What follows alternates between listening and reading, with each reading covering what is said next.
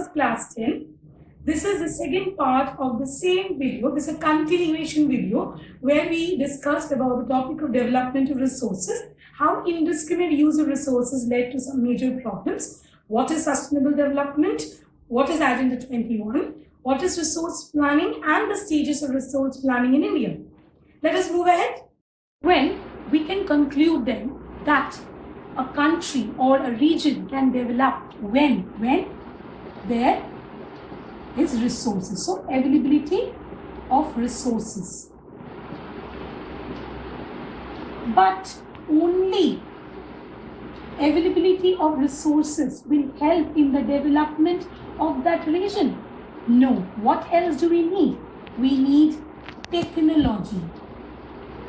We need human resource. We need institution. Then only it will lead to the development of that particular region. Otherwise, it will hinder the development of that particular region. Now, in this context, let us go to a question which is very important. It is, there are some regions that are rich in resources but economically backward, and there are some regions that are poor in resource base but economically developed.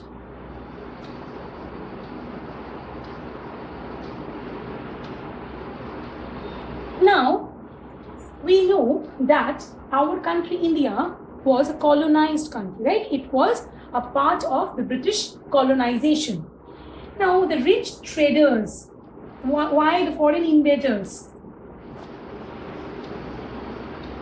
The foreign invaders were attracted to which regions?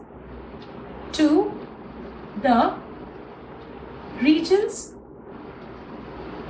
which were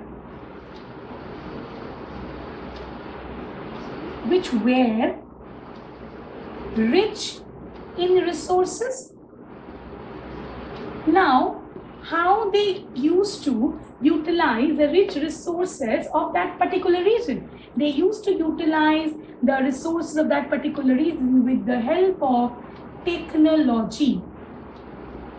Like we know that in the British era, we have read, you people have read in your class 9 history also, that how with technology, with the invention of steam engine, with the industrial revolution, expansion of railways, how recklessly they started utilizing the resources of the colonies like India, Africa, how recklessly they started utilizing their resources. So what they need technology. With technology, they started utilizing the resources of the rich regions of the colonies.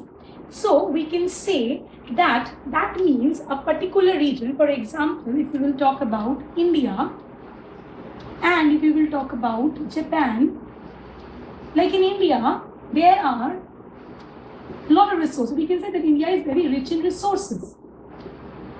Whereas in Japan, it is not at all rich in resources, it is poor in resources. But still, Japan is much more economically developed compared to India. Why? Because in India, we can see that colonies used to utilize, used to actually extract all the resources that was available in India. But India was technologically far behind, was much more less developed compared to Japan. In Japan, there we can see that it was not a part of colonization, and in Japan, might be the resources are poor, but they have more amount of technology. They have much more skilled human resource, and they have institution by which they can easily utilize the resources. For example, in India only, if you will see Jharkhand and Mumbai.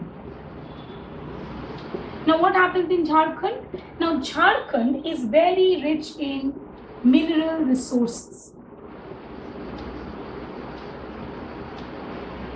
whereas Mumbai is not rich in resources. In Mumbai, what you will get? Mainly we will get that transportation network is well developed, but Mumbai is much more developed compared to Jharkhand. Why? Because in Jharkhand, the level of technology is very low. Why it is very low? Because here the people, the human resource is unskilled. They are illiterate. Whereas in Mumbai, the people are mostly literate. Their human resource is very much skilled, and the technological development is high in Mumbai. Also, we can see that the historical experiences of the people of Mumbai, as we know that Mumbai was a financial and commercial hub of the British India. So that is why we can see that Mumbai is very much developed compared to Jharkhand. So we can conclude that mainly India understood actually that only a development of a region or development of a country or development of a resource is not possible if resources are available.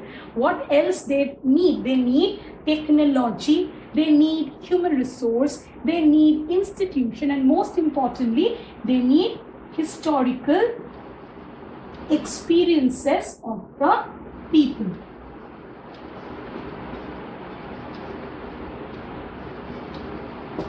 That is why we can say that there are some regions that are rich in resources but economically backward, and there are some regions that are poor in resource base but economically developed. Now let us move ahead to a very important topic related to this development of resource, that is conservation of resources. I said earlier that resources are not available in abundance. As we will recklessly go on exploiting the resources, at some point of time the resources will get depleted. So what we are doing, we are irrationally consuming the resources. We can say irrational consumption of resources. We are over exploiting the resources, and due to this it is leading to socio-economic and environmental problems at the global level. Now, then what we need conservation of resources.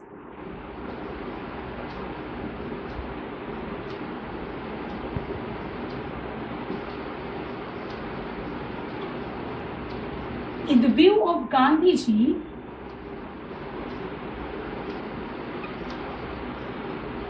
there is enough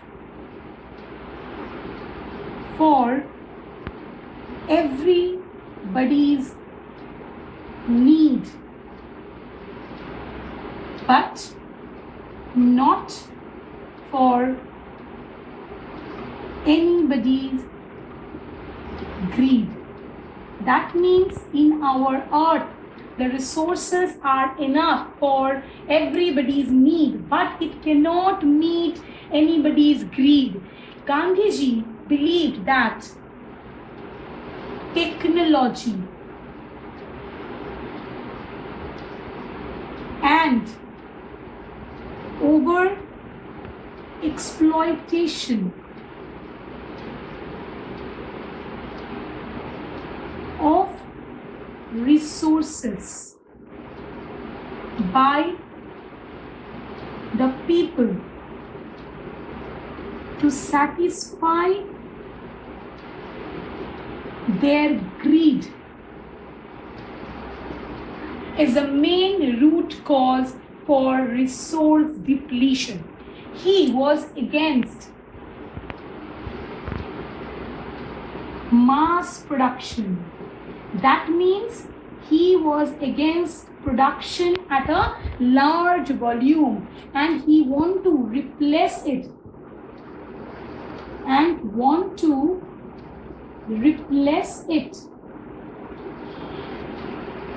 with production by the masses. That means production by the people. So what we can see that Gandhiji was against mass production. He didn't believe in production at a large volume, and he wanted to replace it with production by the masses.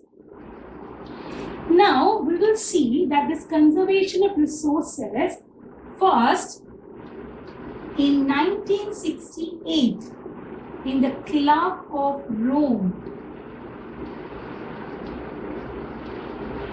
the resource conservation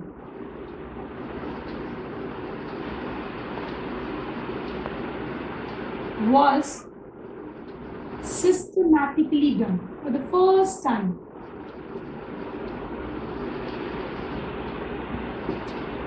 Then, in the year 1972,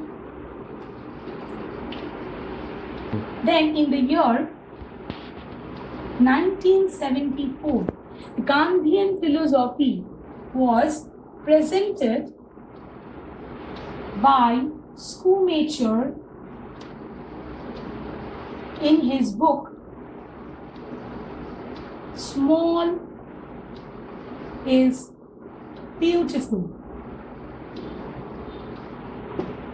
In 1987, in the Brundtland Commission report,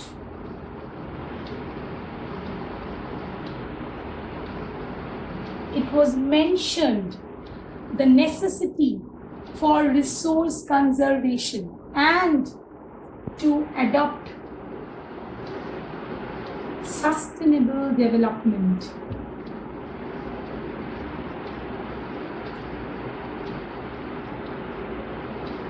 Then in the year 1992, Rio de Janeiro, Brazil, sustainable development was adopted for overall global solution of the global problems and to conserve the resource for the future generation. So we learned about the indiscriminate use of resources and what are the problems that are led by this indiscriminate use of resources. We learned about sustainable development and the topic of Agenda 21. We learned about resource planning and why do we need resource planning, especially for our country, India. We learned about the stages that involved in resource planning of our country, India, and about the conservation of resources. I hope all of you understood the topic that I taught today. So go through the topics, and if you have any problem, you can ask me through either giving me a call or texting me. For the time being, I'm signing off. In the next video, we will start with the land resources. Thank you.